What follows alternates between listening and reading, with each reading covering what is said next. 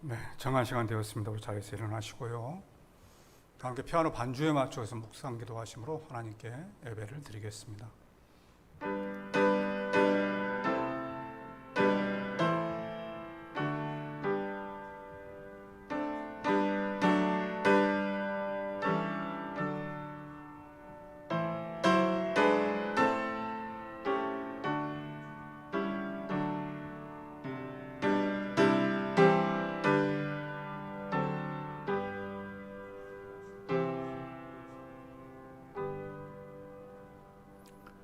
세상에 창조하신 모든 피조물로부터 영광과 경배를 받으시기를 원하시는 거룩하시고 존귀하신 하나님 아버지, 지난 한 주간 동안도 우리에게 베풀어 주신 하나님의 크신 은혜와 사랑에 감사를 드립니다.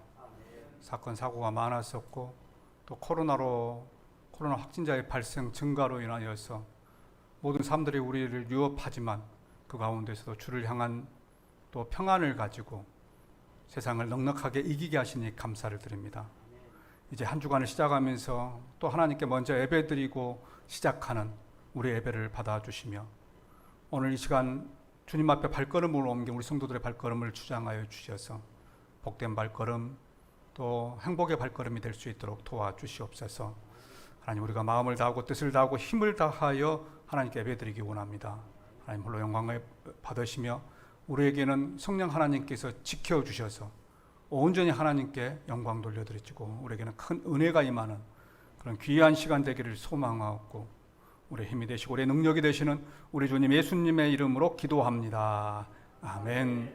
전능하사 천지를 만드신 하나님 아버지를 내가 믿사오며 그 외아들 우리 주 예수 그리스도를 믿사오니 이는 성령으로 잉태하사 동정녀 마리아에게 나시고 본디오 빌라도에게 고난을 받으사 십자가에 못 박혀 죽으시고 장사한 지 사흘 만에 죽은 자 가운데서 다시 살아나시며 하늘에 오르사 전능하신 하나님 우편에 앉아 계시다가 저로서 산자와 죽은 자를 심판하러 오시리라. 성령을 믿사오며 거룩한 공회와 성도가 서로 통하는 것과 죄를 사하여 주시는 것과 몸이 다시 사는 것과 영원히 사는 것을 믿사옵나이다. 아멘. 함께 찬송가 336장 찬양하겠습니다.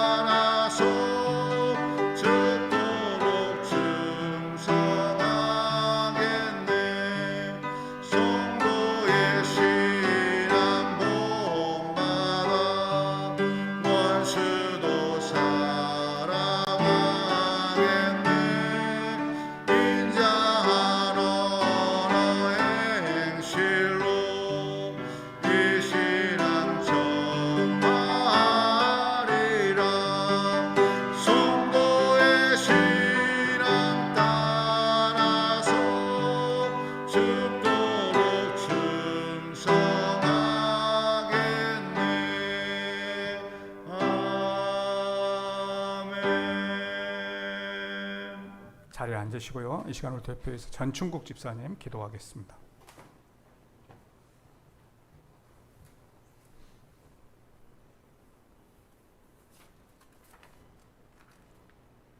우리 삶의 주인 되시는 하나님 아버지, 거룩한 주일날 세상에 온갖 유혹을 뿌리치고 주님의 평강과 은혜의 보좌 앞에 나와 예배하게 하시니 감사를 드립니다. 이 풍요로운 계절에 감사의 마음으로 주님 전에 모인 저희들에게 충만한 은혜를 내려 주시옵소서. 오늘도 예배를 사모하며 주님의 말씀을 사모하며 영과 진리로 드리는 우리의 예배를 기쁘게 받아주시고 영광 받으시옵소서. 머리 숙인 모든 성도들이 기쁨의 찬송과 감사가 넘쳐나고 주님의 축복이 넘쳐나는 시간 되게 인도하여 주시옵소서. 지난 한 주간도 세상적인 방법으로 마음의 위로를 얻으며 우리의 관심과 시선들이 세상으로만 쏠려 있었음을 회개합니다. 있다가 사라질 안개와도 같은 이 땅의 모든 것으로부터 영원하신 천국의 소망으로 우리의 시선을 향하게 하여 주시옵소서. 이제부터는 먼저 주님 나라의 임재와 그 의를 위하여 기도하게 하시옵소서. 진실로 진실로 하나님의 뜻과 계획이 무엇인지를 기도로 구하는 지혜를 주시옵소서. 이 나라 민족을 향하신 주님의 크신 사랑을 감사드립니다. 이 땅의 모든 교회가 한 마음으로 기도할 때 이 민족이 번영의 길을 걷게 하시옵소서.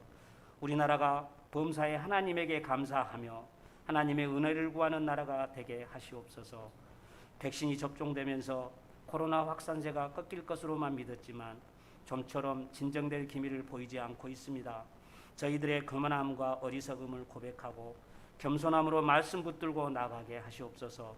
우리가 죄에서 돌이켜 회개하고 돌아올 때 찢으셨으나 다시 싸매어 낫게 하시는 하나님이심을 찬송하고 감사드리오니 저희를 긍휼히 여기시고 코로나를 종식시켜 주셔서 하루빨리 우리의 삶이 일상으로 돌아가고 예배가 회복될 수 있도록 은혜를 베풀어 주시옵소서. 우리 교회와 함께 하시는 하나님 아버지, 언제나 교회 안에서 주님의 사랑과 은혜가 차고 넘치도록 도와주시고 하나님의 뜻을 이루어 갈 수 있는 교회로 함께하여 주시옵소서. 모일 때마다 은혜 받게 하시고 어려운 환경들을 뛰어넘게 하시어 가정과 일터에서 구원의 기쁨과 감사하는 마음으로 살아가게 하여 주시옵소서. 저희들 중 병중에 있는 성도나 물질로 인하여 어려움을 겪고 있는 성도들을 불쌍히 여기시고 저들이 이 모든 문제들을 하나님 앞에 내어놓고 기도하며 나아갈 때 놀라운 치유와 위로와 회복의 역사가 있도록 도와주시옵소서. 우리 교회와 함께하는 선교사님들과 미자립교회, 해외 어린이, 각 단체들을 도울 수 있도록 협력하여 선을 이루게 하여 주신 하나님께 감사를 드립니다. 자원하여 드린 손길들을 기억하여 주시고 더욱 헌신할 수 있도록 축복하여 주시옵소서. 말씀을 전하시는 담임 목사님을 능력의 팔로 붙들어 주시고 영육간에 강건케 하여 주시옵소서. 하늘로부터 부어지는 성령의 권능으로 계획하신 모든 목회 이외 하나님이 함께하셔 거룩하고 복된 교회를 세워갈 수 있도록 힘주시옵소서. 이 시간 말씀이 선포될 때 하늘의 권세를 더하여 주시고 그 말씀이 우리의 삶의 능력으로 나타나게 하여 주시옵소서. 그 말씀으로 힘들고 지친 몸 이끌고 나온 주의 자녀들이 힘을 얻고 믿음으로 승리하게 하여 주시옵소서. 이 모든 말씀 진리요 생명이신 우리 주님 예수 그리스도의 이름으로 기도드립니다. 아멘.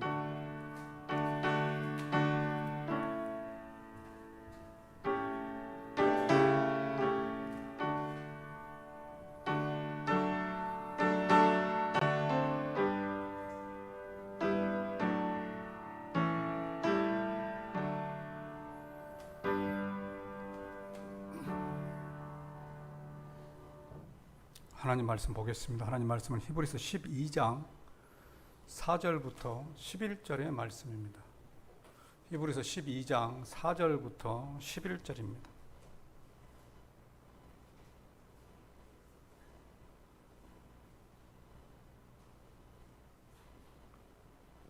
너희가 죄와 싸우되 아직 피 흘리기까지는 대항하지 아니하고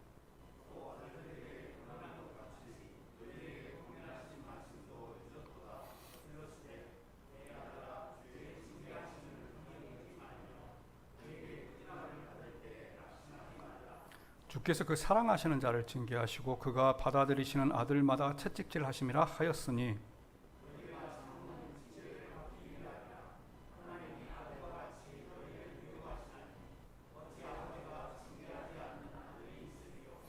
징계는 다 받는 것이거늘 너희에게 없으면 사생자요 친아들이 아니니라.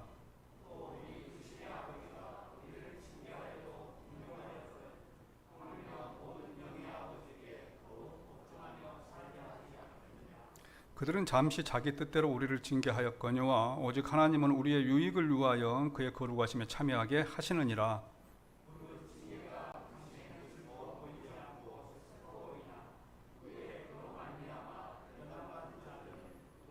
평강의 열매를 맺느니라. 아멘. 한 주간도 평안하셨습니까?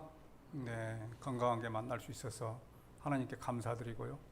또 이번 한 주간도 하나님께서 우리 성도들 직장과 가정과 또 사업장 붙잡아 주시기를 간절히 원합니다.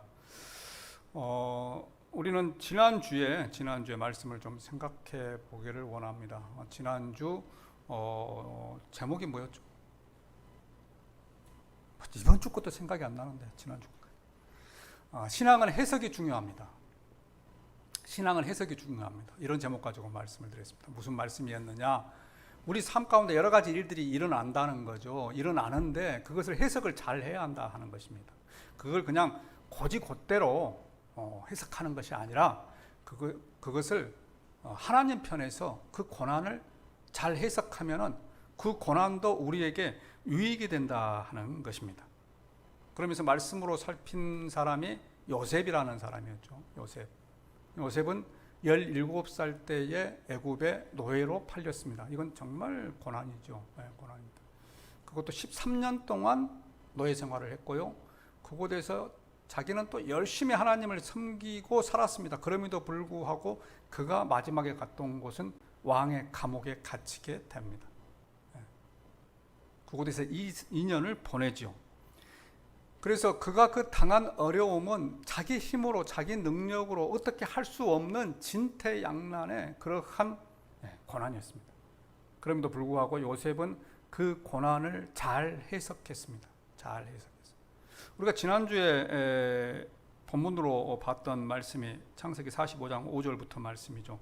당신들이 나를 이곳에 팔았다고 해서 근심하지 마소서, 한탄하지 마소서. 하나님이 생명을 구원하시려고 나를 당신들보다 먼저 보내셨나이다. 또 7절 말씀에 보면은 하나님의 큰 구원으로 당신들의 생명을 보존하고 당신들의 후손을 세상에 두시려고 나를 당신들보다 먼저 보내셨나니 그런즉 나를 이리로 보낸 이는 당신들이 아니요 누구시다? 하나님이시다.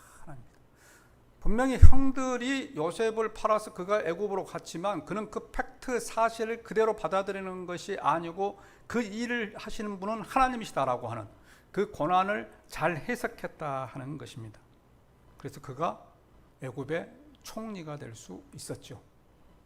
불평하고 원망하고 우리 삶에서 일어나는 일들을 불평하고 원망해서 그 문제가 달라진다고 하면은 우리는 그렇게 해야 합니다. 그러나 우리 그리스도인들은 그것을 해석을 잘 해야 한다는 거예요. 하나님 편에서 해석을 잘 해야 한다 하는 것입니다. 그렇다면 그가 그렇게 고백한 이유가 뭐냐? 하나님께서 그렇게 그를 교육하셨기 때문이다. 이렇게 보았다 하는 것이죠. 성도 여러분, 우리도 고난을 잘 이겨내는 저와 여러분들이 되기를 원합니다. 고난을 고난으로 보지 마시고 고난을 통하여서 하나님께서 우리에게 교육하시는 것, 그 교육하실 것을 보면서 그 어려움을 잘 이겨나가는 우리 동명의 성도들 되시기를 주님의 이름으로 축원합니다. 오늘 말씀도 그렇습니다. 오늘 말씀도. 우리가 읽은 이 히브리서는 당시에 고난과 핍박을 당하고 있었던 그리스도인들에게 보낸 편지입니다. 고난과 핍박. 당시에 이 그리스도인들이 고난과 핍박을 받고 있었는데 누구에게 핍박을 받았느냐? 첫 번째는 로마 황제에게 고난과 핍박을 받았습니다. 당시 로마 황제는 네로였습니다. 네로. 우리가 잘 알고 있는 네로. 네로에게 엄청난 핍박을 받았어요. 당시는 이 황제가 네로였는데 64년경에 한 2000년 전에 64년경에 로마에 큰 화재가 발생을 했습니다. 그런데 이 화재를 잡을 수가 없었어요. 그래서 로마의 도시가 거의 절반은 불에 탔다고 합니다. 절반 정도가 불에 타니까 민심이 얼마나 흉흉하겠습니까? 민심이 얼마나 흉흉해요. 그렇게 민심이 흉흉하던 것이 결국은 어디로 돌아가느냐? 네로 황제에게 돌아갑니다. 심지어는 황제가 불을 냈다. 실제적으로 그렇게 역사를 읽어보면은 그렇게 의심할 만한 그러한 부분들도 있었습니다. 그렇게 불을 냈다라고 그렇게 민심이 흉흉해지니까 이 네로는 그 화살을 다른 데로 돌려야 되잖아요. 민심을 다른 데로 돌려야 합니다. 그래서 그 민심을 다른 데로 돌릴 타켓을 기독교인으로 정했습니다. 기독교인으로. 왜? 기독교인은 황제를 황제로 보지 않거든요. 황제를 신으로 보지 않습니다. 다른 백성들은 황제를 신으로 봐요. 그런데 이 기독교인들은 신으로 보지 않죠. 하나님이 계시기 때문에 신으로 보지 않습니다. 그래서 기독교인들을 죽이기 시작합니다. 십자가에 죽이고요. 십자가에 죽이고. 그 당시에 십자가에 죽이는 것은 비위를 비춰 있으니까. 불에 태워 죽이고. 제가 이번에 이 문헌을 읽으면서 새로 알게 된 것이 저렇게 사람을 십자가에 해가지고 불을 태웠다고 하는 이야기는 들었거든요. 그런데 어떻게 불을 태웠냐면은 사람의 몸에다가 초를 이렇게 입혔다고 합니다. 촛농을. 그렇게 해서 잘 탈 수 있도록 그렇게 해서 불을 피웠고, 그리고 그것이 확인하기 위해서 네로가 전차를 타고 로마 시가지를 돌아다녔다고 합니다. 그리고 짐승에게 먹이로 주기도 하고, 이것은 우리가 잘 알고 있고 또 많이 알았던 내용이죠. 이로 인해서 수많은 그리스도인들이 죽었습니다. 역사가 요세푸스에 의하면 당시 로마의 그리스도인들이 약 300명 정도 있었다고 이야기합니다. 그런데 그 중에 3분의 1이 네로 때문에 죽었어요. 3분의 1이 죽었다고 하는 것은요, 엄청나게 많은 숫자입니다. 100명밖에 안 되지만 요즘에 우리나라 인구로 우리나라 그리스도인의 3분의 1로 죽었다고 하면은요, 거의 700만 정도가 죽은 거잖아요. 수많은 사람들이 죽었습니다. 이런 고난과 핍박을 당하고 있었고, 두 번째로 고난과 핍박을 당하는 것은 이러한 일들을 하는 데에 앞장섰던 사람들이 유대교 사람들이다 하는 거예요. 유대교. 유대교라고 하는 것은 구약 성경만 믿고 있는 사람들을 유대교라고 합니다. 이 사람들은 예수님을 믿지를 않습니다. 그래서 예수님께서 하신 일 신약 성경을 믿지 않아요. 구약 성경만 믿는 사람들, 그때 당시에는 이 구약 성경에 기록되어 있는 사람들, 그 사람들이 다 유대교입니다. 지금으로 말하면 이스라엘 사람들은 유대교입니다. 이 사람들은 예수님을 믿지 않지요. 그래서 지금은 역으로 해서 우리 그리스도인들이 그곳에 가가지고 복음을 전해서 예수님을 믿게 하는 일들도 지금 일어나고 있습니다. 이 사람들은 구약 성경만 믿어요. 그런데 예수님을 믿고 구원받고 영접한 사람들, 신약 성경에 기록된 이 사람들은 기독교입니다. 기독교인. 자, 그래서 유대교에서 기독교로 간 사람들, 넘어간 사람들, 개종한 사람들이 많은 거예요. 그러니까 이 유대인들, 유대교 입장에 봤을 때 그리스도인들은 눈에 가십니다. 가시. 그러죠. 네. 그래서 로마 황제가 기독인들을 핍박한다, 잡아 죽인다 하는 이야기를 들으니까 너무 기쁜 거예요. 너무 기뻐. 그래서 옆집에 사는 집사도 고발하고, 또 뒷집에 사는 권사도 로마에 밀고 하고, 그래서 부지기수 사람들이 순식간에 죽임을 당하고 있습니다. 이렇게 죽임을 당하는 사람들, 고난을 당한 사람들에게 보내는 편지가 바로 이 히브리서다 하는 것입니다. 그래서요, 우리는 오늘 말씀을 통하여서 우리가 알아야 될 것은, 배워야 할 것은 고난도 해석을 잘 해야 한다 하는 것입니다. 고난도 해석을 잘 해야 한다. 그래서 오늘 말씀 제목이 무엇입니까? 한번 같이 해볼까요? 뭐라고요? 예. 우리 신앙생활만 해석이 중요한 것이 아니고 우리 앞에 있는 고난도 해석이 중요하다 하는 것입니다. 성도 여러분, 고난은요, 어느 누구에게나 다 찾아옵니다. 물어보십시오. 고난 없이 사는 사람 있느냐? 지금까지 고난 없이 살아온 사람이 있느냐? 아니죠. 고난은 어느 누구에게나 찾아옵니다. 그러나 그 고난을 해석을 잘 해서 그것이 유익하게, 그 삶의 인생에 유익하게 보내는 사람이 있는 반면에 그 고난 때문에 어려움을 당하는 사람 있다 하는 것입니다. 성도 여러분, 오늘 말씀을 통하여서 고난을 잘 해석하는, 그래서 하나님의 축복을 받는 우리 동명의 성도들 되시기를 주님의 이름으로 축원드립니다. 자, 그렇다면 우리가 고난을 통하여서 배워야 할 것은 무엇이냐?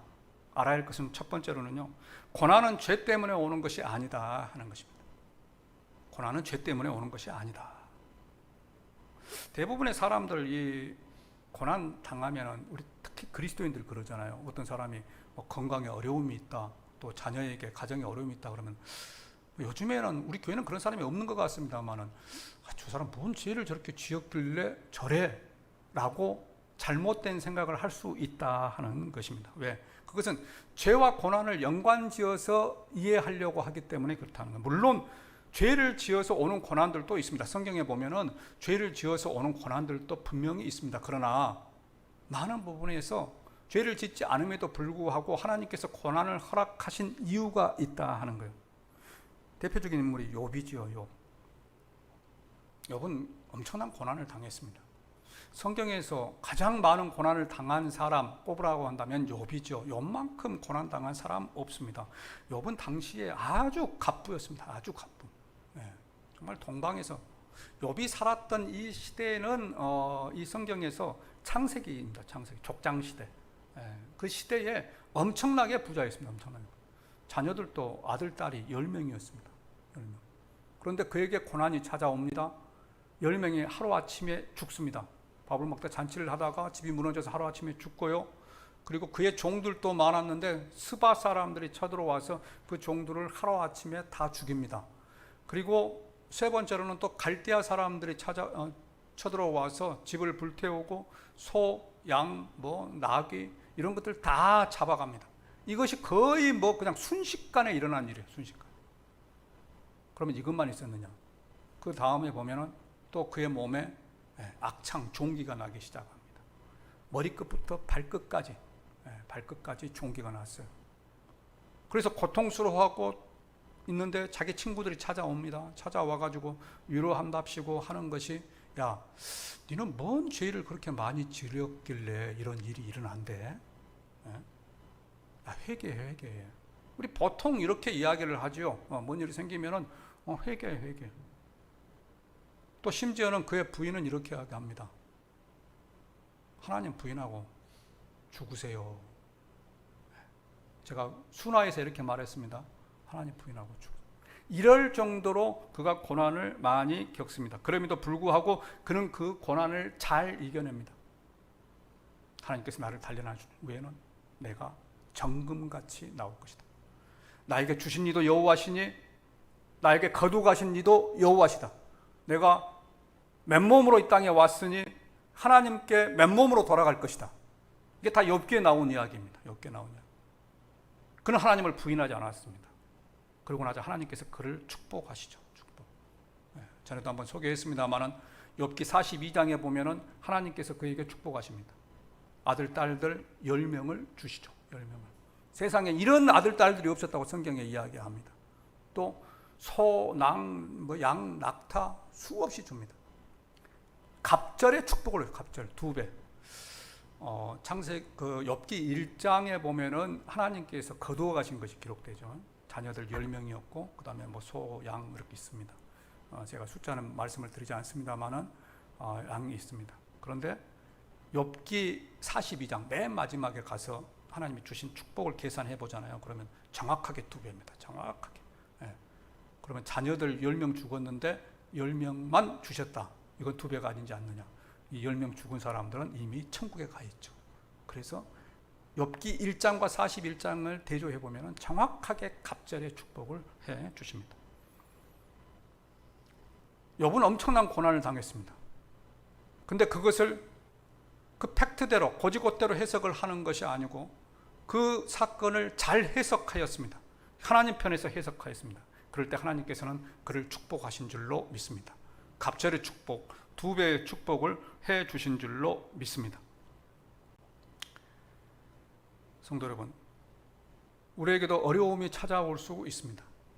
그런데 그 어려움을 죄 때문이라고만 이해하지 마시기를 바랍니다. 앞에서 말씀드린 것처럼 분명히 물론 죄 때문에 일어난 일들도 있지만 그 일을 통하여서 하나님께서는 또 하나님이 하시고 싶어하는 일이 있기 때문에 그것을 하나님 편에서 잘 해석하는 우리 동명의 성도들 되시기를 바랍니다. 요한복음 9장에 보면은 이런 사건이 있습니다. 예수님께서 길을 가실 때에 날 때부터 맹인된 사람을 만납니다. 날 때부터 맹인된 사람을 만나니까 예수님을 수행하던 제자들이 이렇게 예수님께 물어보죠. 예수님, 저 사람은, 저 맹인은 저 사람의 죄 때문에 맹인이 되었습니까? 그렇지 않으면 저 부모의 죄 때문에 맹인이 되었습니까? 왜 당신은 죄와 이 고난을 같이 묶어서 생각을 했습니다. 죄를 지으면 고난이 찾아온다. 그래서 저 사람이 맹인된 것은 날 때부터 맹인이 되었기 때문에 저 사람의 죄입니까? 안 그러면 부모가 죄를 지어서 그런 것입니까? 라고 예수님에게 물어보지요. 그것도 제자들이. 그러자 예수님께서 뭐라고 말씀하시느냐? 9장 3절에 보면은 예수께서 대답하시되 이 사람이나 부모의 죄로 인한 것이 아니라 그에게서 뭐라고요? 하나님께서 하시는 일이 있다는 겁니다. 하나님께서 하시는 일. 우리가 고난을 만났을 때 생각해야 될 것은 그것이 죄의 인과응보의 일이 아니고, 물론 인과응보의 일일 수 있습니다만은 그 일을 통해서 하나님께서 하고 싶은 일이 있다 하는 겁니다. 하나님께서 하고 싶은 일이. 이것을 생각하는 저와 여러분들이 되기를 원합니다. 이 요한복음 맹인도 그래요. 그 다음에 보게 되면 그가 이제 그 병이 고쳤으니까 가서 예수 그리스도를 전합니다. 그래서 그 예수 그리스도를 믿고 많은 사람들이 돌아왔다라고 그렇게 이야기를 합니다. 성도 여러분, 우리도 그렇습니다. 우리도 고난을 당할 때 생각해야 될 것은 하나님께서 그 고난을 통하여서 나에게 하고 싶은 일이 있다 하는, 하고 싶은 일이 있다. 이것을 생각하는 저와 여러분들이 되기를 원합니다. 하나님께서는요, 우리가 고난을 당할 때에도 우리 곁을 떠나지 아니하십니다. 하나님의 눈은 언제나 우리에게 머물러 있습니다. 그리고 침 삼킬 동안도 우리를 놓지 않으신다고 말씀하십니다. 그리고 그것을 우리가 감당할 수 없을 정도가 되면은 하나님께서 피할 길을 주신다라고 그렇게 성경에 말씀하고 있습니다. 그리고 그러한 일들을 다 겪고 나면은 우리는 욥처럼 고백하게 될 것입니다. 그러나 내가 가는 길을 그가 아시나니 그가 나를 단련하신 후에는 내가 순금같이 되어 나오리라. 순금같이 되어 나오리라. 이렇게 고백하게 될 것입니다. 이것을 믿는 저와 여러분들이 되기를 원합니다. 그래서 고난은요, 고난은 우리가 잘 해석하면은 그것은 축복입니다. 축복. 네, 그렇죠. 요셉도 그랬고, 그 고난을 하나님 편에서 잘 해석하니까 애굽의 총리가 되었고, 다니엘도 마찬가지입니다. 그 어려움을 잘 극복하니까 바벨론의 총리가 되었습니다. 성경에 이스라엘 사람들 가운데요, 총리가 된 사람이 3명이 있습니다. 3명이. 누구냐? 요셉, 또 말씀드렸던 다니엘, 또 한 사람은 모르드게. 모르드게는 페르시아의 총리거든요. 페르시아의. 네. 애굽, 바벨론, 페르시아. 아주 강대했던 나라의 다들 총리가 되었습니다. 그런데 그 세 사람의 공통적인 특징이 뭐냐? 그것은 다 노예로 팔려갔다는, 노예로 팔려갔다. 그런데 그걸 잘 극복했을 때 그들은 총리가 되었습니다. 모세 어떻습니까? 모세 애굽에 40년 동안 왕자로 있을 때 그가 하나님께 쓰임을 받았습니까? 아닙니다. 40년 후에 미디안 광야에서 40년 동안 훈련을 받을 때, 그 고난을 잘 이길 때, 하나님 편에서 해석하고 이길 때 그가 이스라엘의 지도자 될 수 있었습니다. 성경에 그런 사람들이 많이 있습니다. 우리에게 당하는 그 고난을 잘 이겨나가는, 잘 해석하는 저와 여러분이 되기를 원합니다. 그래서 어떤 분이 이런 말을 했어요. 고난은요, 축복은 고난이라고 하는 보자기 안에 쌓여 있는 것이다. 축복은 고난이라고 하는 보자기 안에 그냥 하나님의 축복 주시지 않는다 하는 것입니다. 그 축복을 고난이라고 하는 보자기 박스 안에 포장을 해가지고 주신다는 거예요. 그런데 그것을 그냥 포장만 보고 보자기만 보고 고난을 버려버리면 그 안에는 축복도 받지 못한다 하는 것입니다. 우리에게 시시때때로 다가오는 그 고난, 이것은 피할 길이 없습니다. 그 고난을 하나님 편에서 해석하여서 고난을 축복으로 바꾸는 저와 여러분들 되시기를 원합니다. 그래서요, 고난은 하나님의 훈련입니다. 고난은 하나님의 훈련입니다. 오늘 말씀에서 가장 많이 나오는 단어가 있습니다. 그 단어가 무엇인 것 같습니까? 일부 예배 때는 아무도 말씀 안 하시더라고요. 송 목사 그런 것도 몰라? 그러고. 네. 아마 마스크 안에서 다 하셨을 것입니다. 자, 무슨 단어입니까? 징계라고 하는 단어입니다. 징계라고 하는 단어가 오늘 거의 한 줄에 한 번 정도씩 나옵니다. 5절 그러죠? 내 아들들에게 권하는 것 같이 너희에게 권면한 말씀도 잊었도다. 일러스되 내 아들아 주의 징계하심을 경히 여기지 말며. 6절 주께서 그 사랑하시는 자를 징계하시고. 7절 너희 참음은 징계를 받기 유함이라. 어찌 아버지가 징계하지 않는 아들이 있으리요. 8절 징계는 다 받는 것이거늘. 9절 우리를 징계하여도 공경하였거늘. 징계라고 하는 단어가 계속 나와요. 계속 반복되는 단어는 이 지은이가 그 말을 하고 싶다는 거죠. 하고 싶다. 그래서 이 징계라고 하는 단어를 조금 제가 조사를 해보았습니다. 먼저 원문을 좀 읽어보니까 징계라고 하는 단어에는 파이디온이라고 하는 단어가 쓰였습니다. 파이디온. 파이디온이라고 하는 단어는 우리 기독교에 있어서 아주 유명한 단어입니다. 우리 파이디온 뭐 출판사도 있고요. 파이디온 뭐 성경 공부도 있고 파이디온 엄청난 파이디온이라고 하는 단어가 교육, 훈련이라고 하는 의미를 가지고 있기 때문입니다. 그래서 기독교 교육에서 많이 쓰이고 있어요. 파이디온. 파이디온이라고 하는 단어는 징계라고 하는 단어도 있지만 교육, 훈련이라고 하는 단어에도 사용되고 있다 하는 것입니다. 그래서 이 성경을 영어 성경 NIV에서 좀 찾아보았습니다. 영어 성경에는 이걸 무엇이라고 번역을 했을까? 영어 성경에는 disciplin이라고 번역하고 있습니다. discipline. 무슨 의미입니까? 교육, 훈련시켰다 이 말입니다. 훈련시켰다.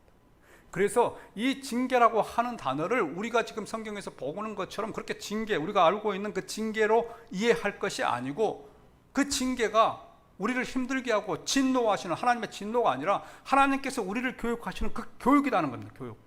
그리고 훈련이다 하는 거예요. 훈련이다. 이렇게 이해를 하시라 하는 것입니다. 남성분들 군대 가면은 교육 훈련이 있죠. 교육과 훈련은 다릅니다. 교육과 훈련은. 교육은 뭡니까?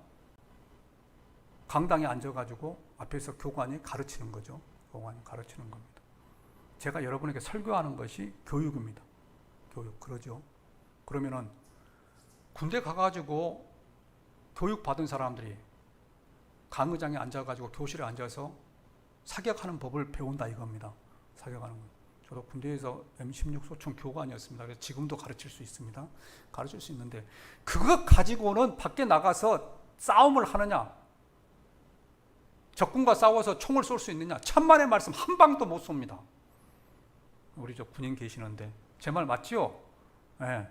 강의장에서 배운 것 가지고는 소총 절대 한 방도 못 쏴요. 한 방도 못 쏴. 못 죽입니다. 그래서 하는 것이 뭐냐? 그 교육에 따라서 나가서 훈련하는 겁니다. 훈련. 무슨 말씀이 되시죠? 실제적으로 총도 쏴보고 엎드려도 보고 이런 것을 해야지만 그것이 내 습득된 실력이 되는 겁니다.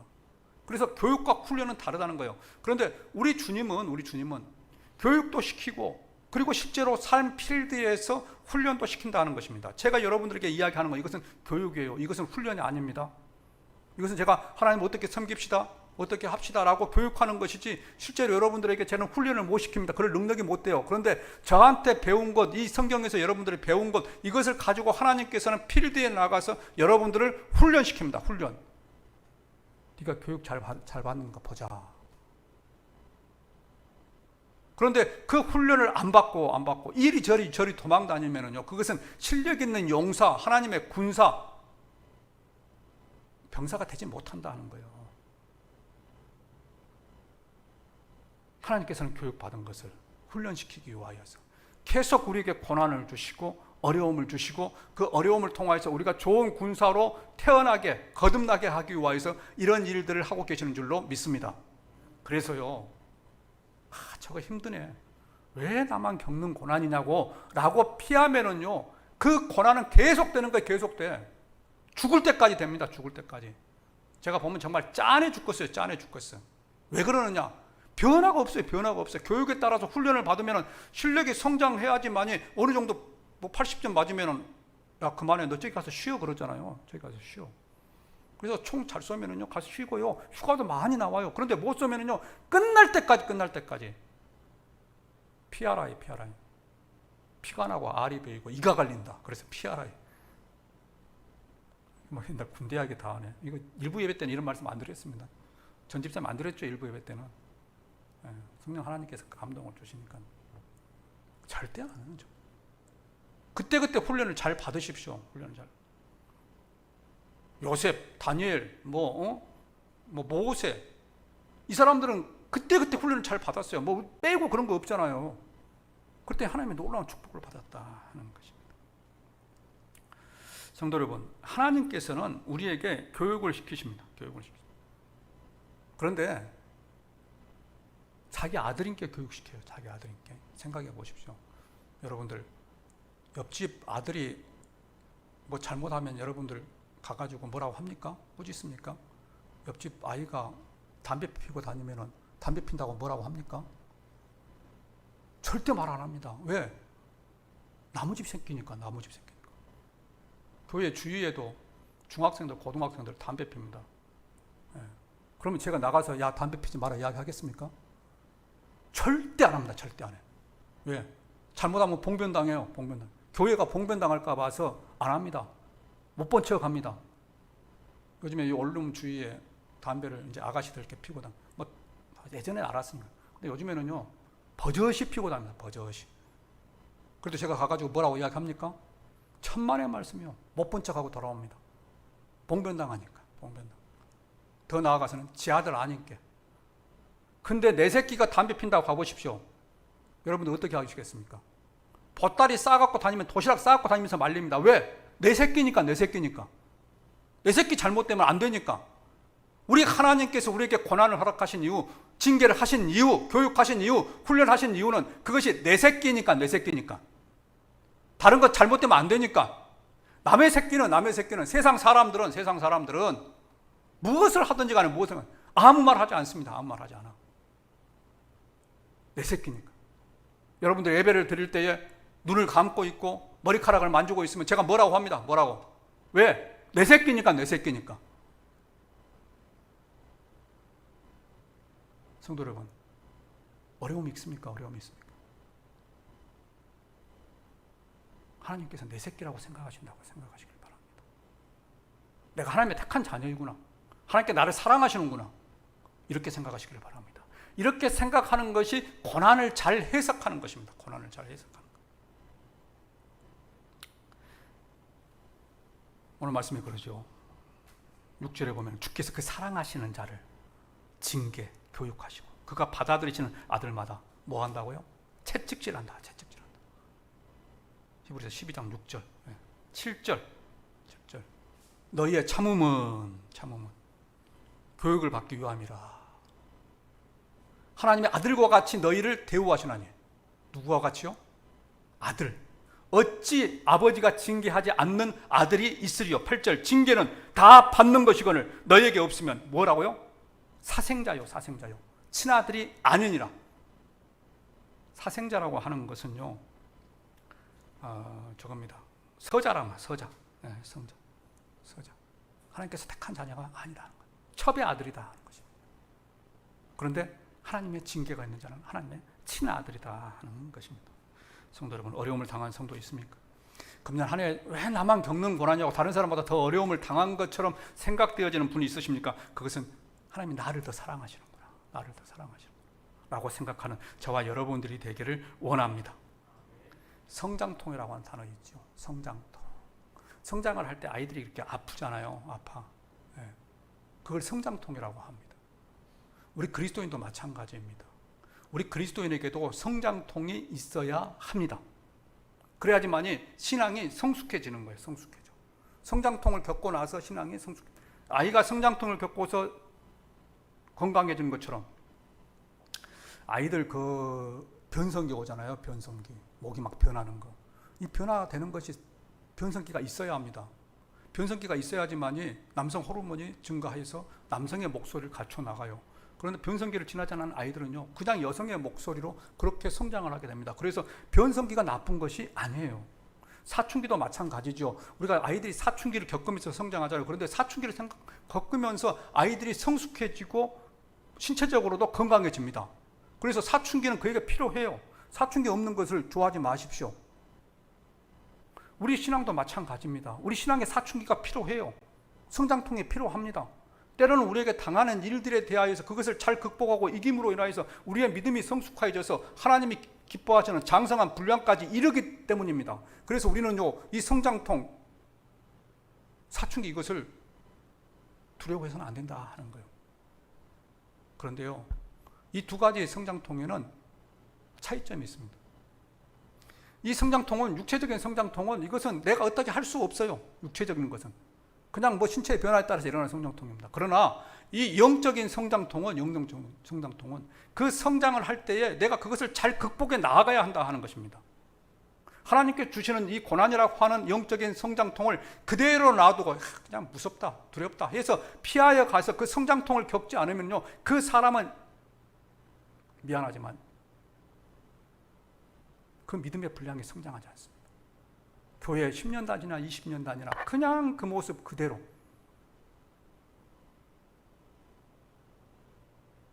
아이가 키가 자람에 따라서 육체적, 정신적으로 성숙을 해야 되잖아요. 하지 않으면 얼마나 부모의 마음이 안타깝고 아픕니까? 우리의 그리스도인도 마찬가지입니다. 우리의 그리스도인도 하나님께서 그 성장을 시키기 위하여서 우리에게 성장통을 주시고 고난이라고 하는 걸 주시는데, 이것을 힘들고 어렵다 그래서 피해 다니면은요, 제가 정말 불쌍한 사람들이 있어요. 불쌍한. 여러분들 아니고 옆에 교회 성도들. 불쌍한 사람들. 왜 그렇게 성장을 하지 못하는지. 성도 여러분, 우리는요, 하나님의 나라에 가서 영원히 살 사람들입니다. 그러죠? 우리는 하나님의 나라에 영원히.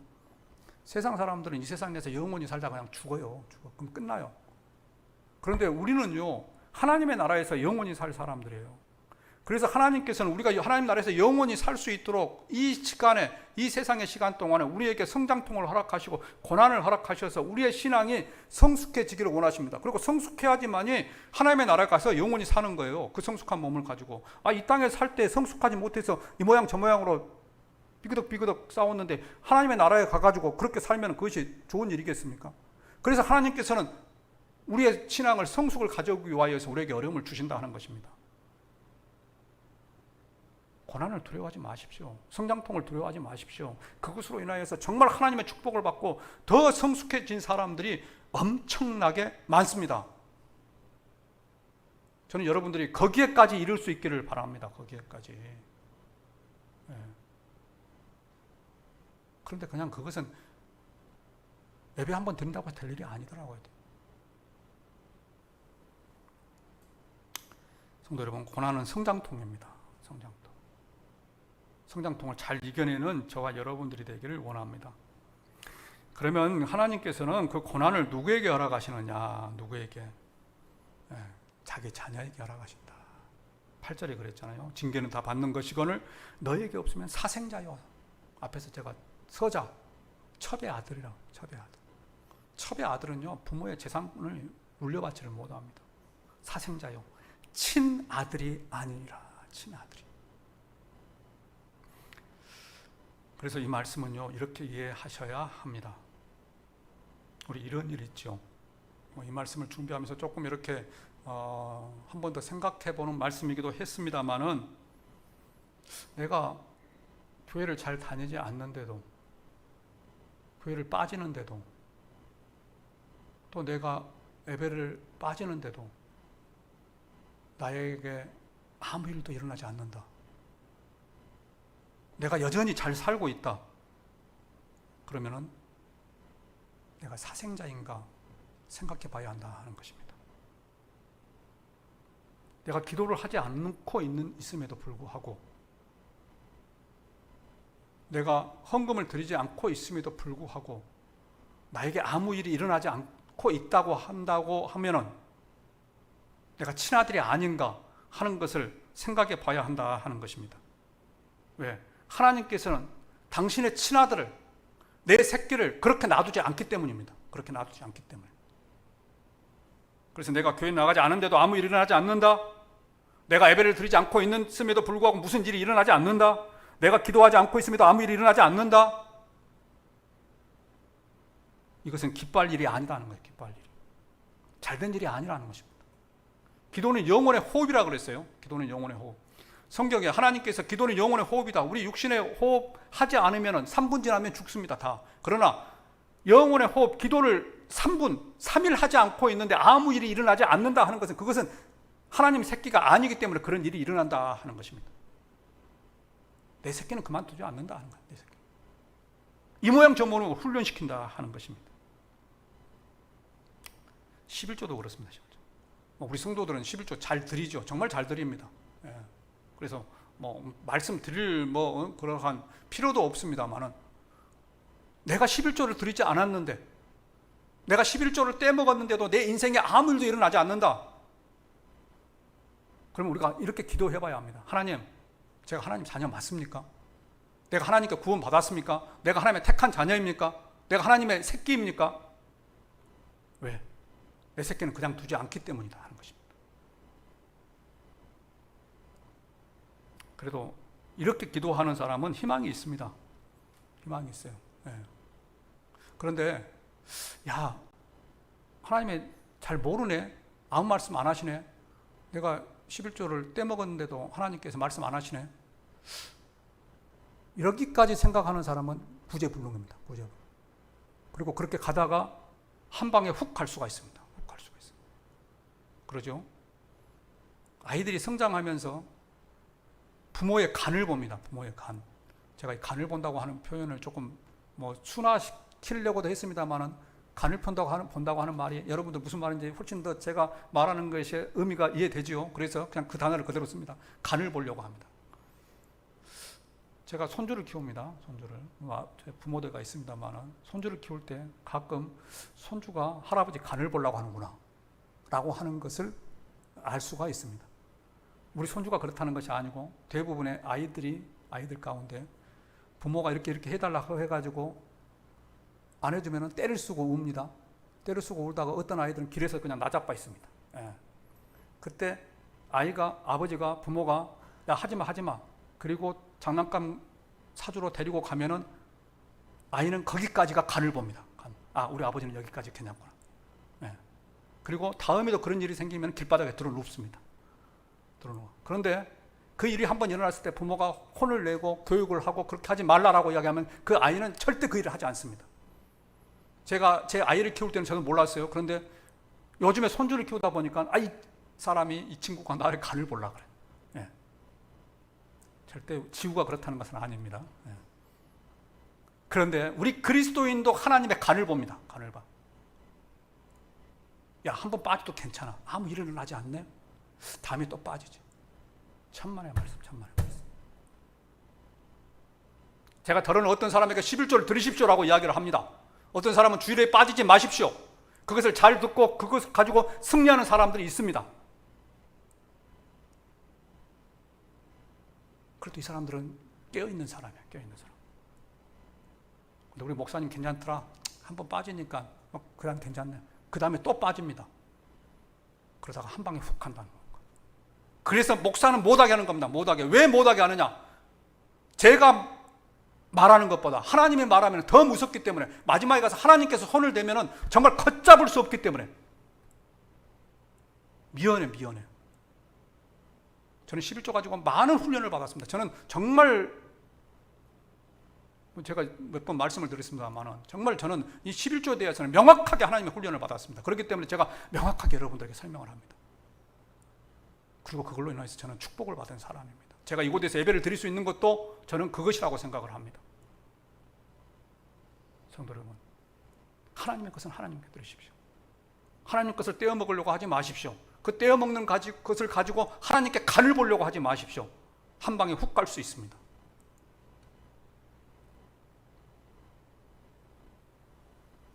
성도 여러분, 자녀가 잘못을 했는데도요, 내버려 두면은 그것은 자기 부모가 아닙니다. 자기 새끼가 아니에요. 내버려 두는 것은 자기 새끼가 아니기 때문에 내버려 둡니다. 하나님은 자기 새끼이기 때문에 때로는 교육하시고 훈련하시고 징계하신다 하는 것입니다. 고난을 하나님의 징계로 생각하지 마십시오. 고난은 잘 극복하면 그것이 도리어 우리에게 축복이 됩니다. 축복이. 고난을 잘 이겨냄으로써 하나님의 축복을 받는 동명의 성도들 되시기를 주님의 이름으로 축원드립니다. 기도하겠습니다. 하나님, 감사합니다. 말씀을 통하여서 하나님의 뜻을 분별합니다. 하나님, 고난도 우리에게 축복이 된다고 하는 것, 고난도 해석이 필요하다고 하는 것, 고난도 해석이 중요하다고 하는 것에 대하여서 묵상합니다.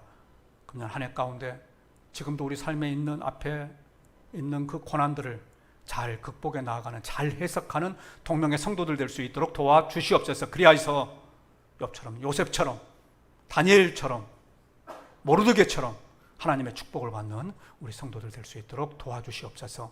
이번 한 주간도 세상에 나아가서 살아갈 때 하나님 우리의 발걸음을 인도하여 주시고 어디에서 언제든지 하나님을 먼저 생각하게 하시고 하나님의 능력 가운데 살아가는 우리 성도들 되기를 원하옵고 우리의 힘이 되시는 우리 주님 예수님의 이름으로 기도합니다. 아멘. 다 함께 말씀 생각하시면 341장 찬양하겠습니다.